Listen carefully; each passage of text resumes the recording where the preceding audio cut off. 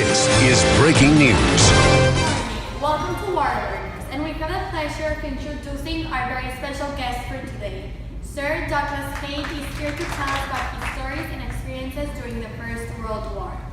Before starting out, I would like to mention some key points about Sir Douglas Haig.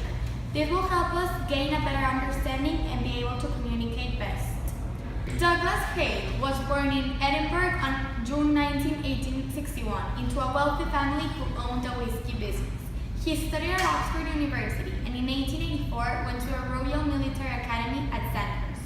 Haig was a good and well-recognized British commander on the Western Front for most of World War I. The huge casualties that his military strategy produced have made him be defined as a controversial figure. So welcome, Mr. Haig. How are you? It is a pleasure to have you today with us. Thank you for inviting me. I feel so excited and anxious to be able to share my personal stories to you. So let me start out by asking to you, why are you considered the most controversial general in military history? People know me as a British commander on the Western Front for most of World War I. The huge casualties that my military strategy produced had made me known as a controversial figure. During the war, what was your most remarkable moment? I am known for commanding the Battle of Somme, with 60,000 casualties on the first day alone. The battle has left under my name a bloody legacy in the history of warfare. What was the strategy you thought was correct to use on that time? Well, I decided to propose that for 7 days straight, it would be sufficient to destroy all of the German defenses by bombarding them. How did all of this work out? Was your plan a success or just a vision?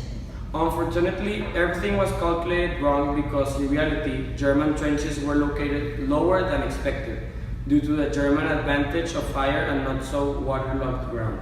This gave them the advantage to dig deeper and provided shelter during the bombardment. This allowed them to dig deeper and so provided shelter from a light bombardment. Also, many of the shells themselves were poorly done and did not explode properly. After the war, how did you feel? What did people think about you? Actually, after commanding the Battle of Somme, people started to think of me as a hero. They knew me as the man who had led them to victory in a war to end all wars. However, my adoration by the general public was fickle and short-lived, and now I am the best remembered as power-hungry leader who was out of his depth in a new style of warfare. We appreciate having you here. It was a privilege and listening to your stories and tactics by the real Sir Douglas Haig. It was a pleasure. Hope to see you again. This is breaking news.